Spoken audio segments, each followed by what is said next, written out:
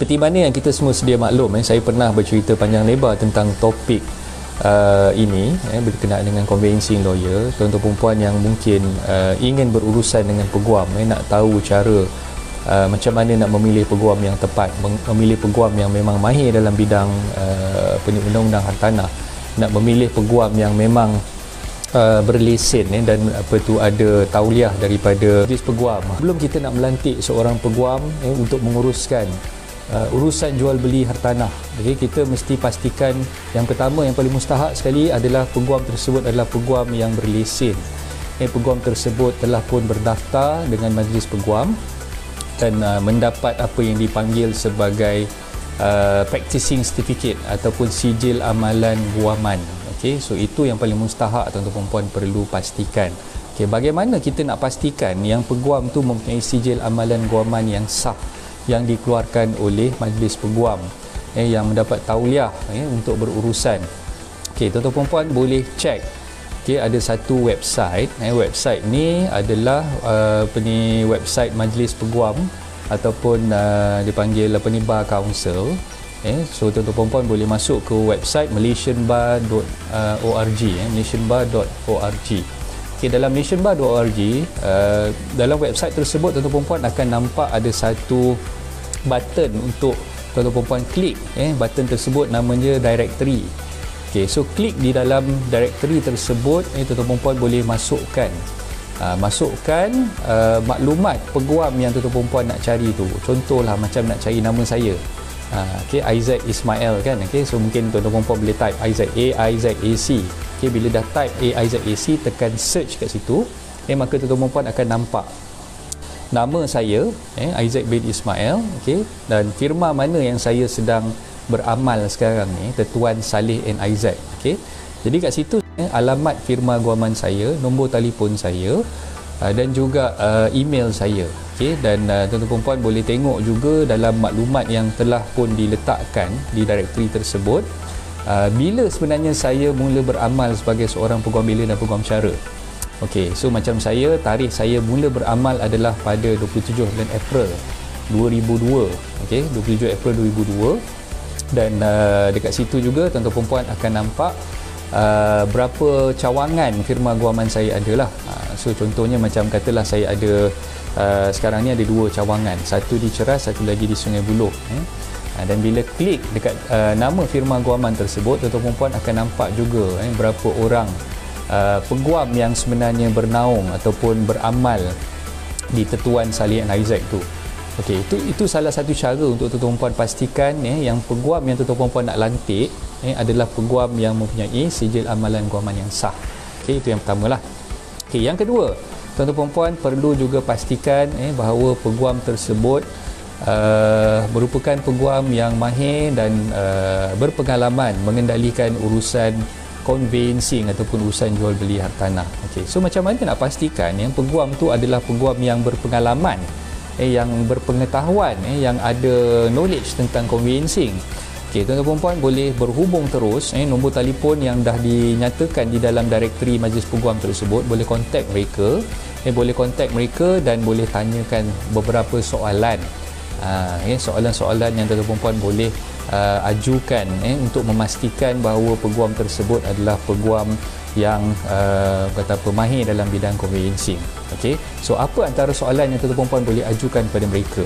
Antaranya, yang pertama sekali, tuan-tuan perempuan boleh tanyakan, tuan, saya nak tanya sikitlah berkenaan dengan firma guaman tuan ni, sama ada tuan ni buat urusan conveyancing ataupun tidak. So kalau katalah peguam tu jawab ya, saya adalah peguam yang menjalankan amalan sebagai seorang peguam conveyancing, saya biasa mengendalikan urusan-urusan jual beli hartanah.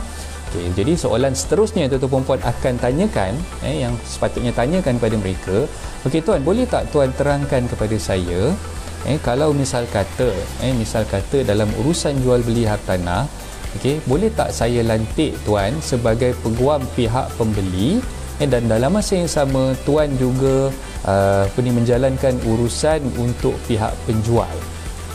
So itu antara soalan yang mungkin tuan-tuan perempuan boleh ajukan kepada mereka. Jadi bila mereka menjawab, ya, saya boleh Okey, saya boleh menjalankan urusan sebagai peguam pihak pembeli. Dalam masa yang serentak, saya juga boleh menjalankan urusan bagi pihak penjual. Okey, kalau dijawab macam tu, full stop dekat situ, tuan-tuan dan puan perlu berhati-hati. Kerana apa? Di dalam Akta Profession Guaman, Akta Profession Guaman sebenarnya seorang peguam tidak boleh mewakili dua pihak dalam satu masa. Dia hanya boleh mewakili salah satu daripada pembeli ataupun penjual sahaja, salah satu pihak sahaja. Jadi dalam urusan jual beli hartanah, bila dia kata dia boleh mewakili dua-dua pihak serentak dalam satu masa, there might be something wrong somewhere lah. Jadi yang sepatutnya yang dia jawab di situ adalah, okey, encik, sebenarnya sebagai seorang peguam, kami disyaratkan ataupun kami diwajibkan untuk mewakili hanya salah satu pihak, sama ada pihak pembeli ataupun pihak penjual. Kami tak boleh nak mewakili dua-dua pihak dalam satu masa.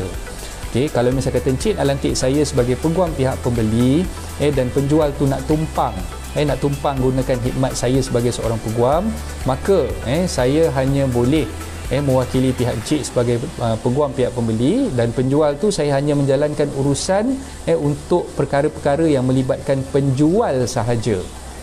Contoh macam perkara-perkara yang melibatkan penjual ni adalah saya boleh menjalankan urusan untuk melepaskan gadaian antara penjual dengan bank penjual, dan yang kedua saya boleh menjalankan urusan untuk submission ataupun menghantar serah borang CKHT ataupun cukai keuntungan harta tanah. Okey, yang ketiga mungkin saya boleh menjalankan urusan bagi pihak penjual untuk memohon kebenaran pindah milik ataupun consent to transfer daripada pejabat tanah. Ini antara tugas-tugas yang saya boleh jalankan bagi pihak penjual. Terhad setakat itu sahaja. Dan bil guaman pula, untuk pengetahuan cik, saya akan bilkan kepada pihak cik sebagai pembeli. Manakala untuk penjual ni pula, dia ada bil yang berasingan terhad untuk 3 urusan yang saya nyatakan tadi.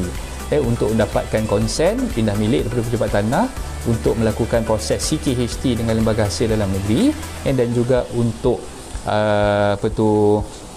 menjalankan urusan pelepasan gadaian dengan bank pihak penjual. Terhad untuk 3 urusan ini sahaja, dan bil tu kita akan bilkan separately.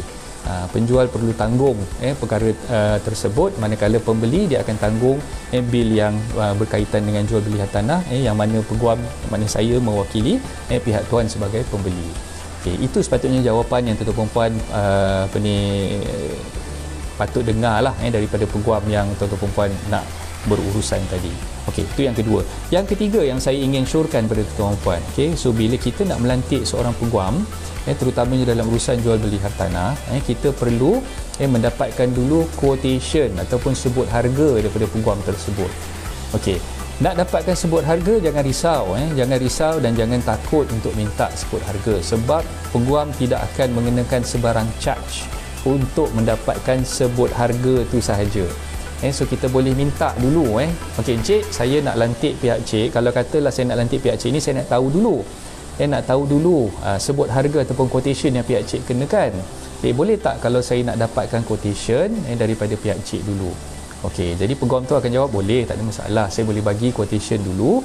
Okey, boleh tak cik bagi tahu saya harga rumah yang cik nak beli, kawasannya kat mana, rumah tu freehold ataupun leasehold. Kalau misalnya kata encik ada salinan geran ataupun salinan perjanjian jual beli yang terdahulu antara penjual dengan pemaju hartanah ke ataupun penjual terdahulu ke, kalau ada salinan SMP tersebut, boleh majukan kepada saya untuk saya kenal pasti berapa legal fee ataupun quotation yang cik nak dapatkan tadi. Okay, so itu peguam akan minta daripada kita sebagai bakal anak guam dia untuk membolehkan peguam menyediakan dokumen ataupun quotation yang dikendaki tadi. Jadi itulah 3 perkara yang saya boleh syorkan pada tuan-tuan puan untuk memastikan bahawa tuan-tuan puan berurusan dengan peguam yang mahir dan berpengalaman dalam bidang konveyancing. Okay, nak merungkaikan isu tentang pelantikan peguam bagi pihak penjual ni. Okey, untuk perempuan sebagai seorang perunding hartanah, sebagai seorang REN, okey, biasa dengar saya boleh katakan benda itu sebagai dakyah lah, sebagai dakyah.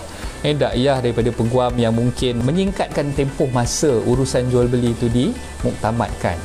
Okey, dan dalam masa yang sama mungkin peguam tu nak dapat extra cost, extra charges yang boleh dikenakan terhadap penjual. Sebab tu disarankan kepada sahabat-sahabat RAN, sarankan kepada penjual-penjual hartanah ni untuk persuade penjual-penjual ni menggunakan firma guaman yang sama yang mewakili pihak pembeli tadi.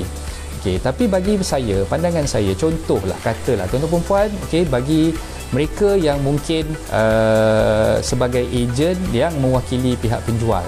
Sebab ejen ni sebenarnya ada dua, satu yang mewakili pihak penjual, satu lagi yang mewakili pihak pembeli, especially those yang ada COA, yang buat COA ataupun co-broke antara satu sama lain.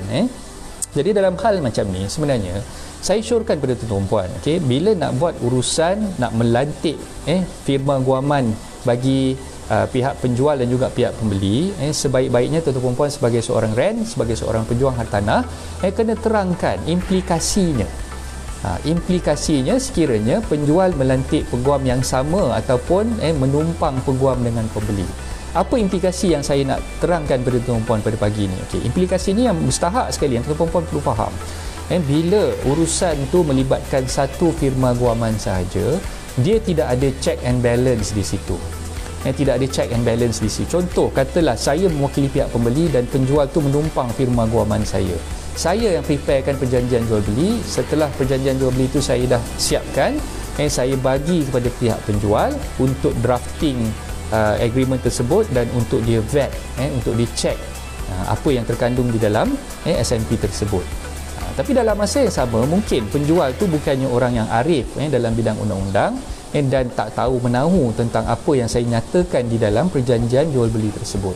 Dalam perjanjian jual beli sebenarnya dalam SPA tu ada terma yang menyatakan saya sebagai peguam bagi pihak pembeli sahaja. Penjual tu tidak diwakili peguam.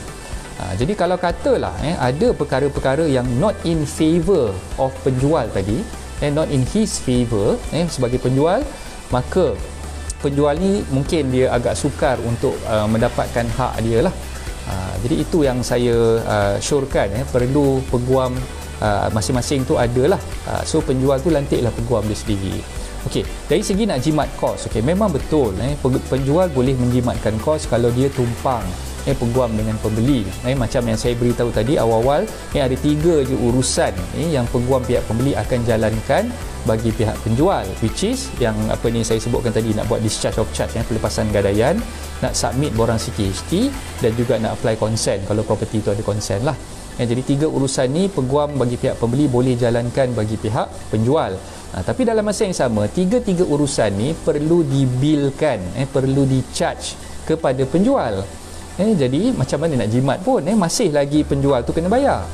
Masih lagi penjual tu perlu tanggung kos yang melibatkan 3 urusan ni tadi. Sebab tu saya syorkan, rather than dia tumpang peguam yang sama, might as well dia guna peguam dia sendiri, sebab memang dah tentu arah dia kena bayar pun. Bukannya percuma semua urusan yang dah dibuat tadi tu. Jadi lebih baik kalau dia lantik peguam dia sendiri, sekurang-kurangnya dia dapat protect hak dan kepentingan dia sebagai penjual, dan dalam masa yang sama ada check and balance di situ. Kalau misalnya kata ada terma-terma yang tak memihak kepada penjual, peguam dia boleh nasihatkan untuk pindah, boleh amend klausa tersebut. Dan dalam masa yang sama, kalau katalah peguam pembeli itu lambat proses, nak buat draft pun lambat, nak buat proses advice release kepada bank pun lambat dan sebagainya. Jadi biar peguam penjual ni, peguam yang dilantik oleh penjual ni tadi, dia yang assure ataupun mempercepatkan urusan dengan selalu follow up dengan lawyer pihak pembeli tadi. Jadi itulah apa ni yang saya boleh simpulkan pada pagi ni. Saya harap penerangan saya itu tadi boleh memberi sedikit insight lah, memberi sedikit gambaran pada tuan-tuan puan dan bermanfaat untuk tuan-tuan puan aplikasikan. Tapi jangan kita lupa sebagai anak guam, banyak sebenarnya kelebihan kalau kita dapat kalau kita ada peguam kita sendiri. Dan satu lagi, lupa pula saya nak terangkan tadi, satu lagi benda yang mustahak, kalau misalnya kata bank nak disburse financing yang diperolehi oleh pembeli tadi, bank akan disburse ke dalam stakeholder account peguam. Stakeholder account peguam yang akan terima duit pinjaman daripada bank pembeli tadi. Cuba bayangkan kalau tuan-tuan puan tak lantik peguam untuk penjual ni. Penjual ni tumpang peguam dengan pembeli. Dahlah dia yang mewakili pembeli. Dia juga buat urusan loan agreement dengan pihak bank. Bank pula nak disburse masuk ke dalam akaun dia. Kalau sekiranya dia delay, dia dah terima dah duit tu daripada bank, tapi dia kata saya tak terima lagi duit tu, saya tak dapat pun lagi, saya dah advise tapi bank belum disburse lagi duit tu, dia boleh je buat macam tu, betul tak? Dia boleh je buat macam tu. Dia kata bank tak disburse lagi, duit tu dah masuk dalam akaun dia sebenarnya, tapi dia peram duit tu. Mungkin dia peram, dia masukkan dalam fixed deposit dan sebagainya, dia nak dapatkan mungkin 1 month punya, kalau katalah jumlah 1 juta, kalau fixed deposit masuk sebulan dah berapa kan? So itu antara perkara-perkara yang kita boleh elakkan. Kalau katalah kita ada peguam kita sendiri, sekurang-kurangnya peguam kita yang menerima, penjual punya peguam tu yang akan menerima stakeholder manis, dibayar ataupun dilepaskan, didisburse kepada peguam pihak penjual. So duit tu masuk ke dalam akaun stakeholder milik peguam penjual. So itu yang kita boleh orang kata apa, rumuskan di sinilah berkaitan dengan kepentingan tuan-tuan perempuan melantik peguam yang mahir dalam bidang conveyancing dan kewajaran seorang penjual tidak menumpang peguam dengan peguam pihak pembeli tadi. So itu saja hebahan daripada saya untuk pagi ini. Assalamualaikum warahmatullahi taala wabarakatuh. Bye bye.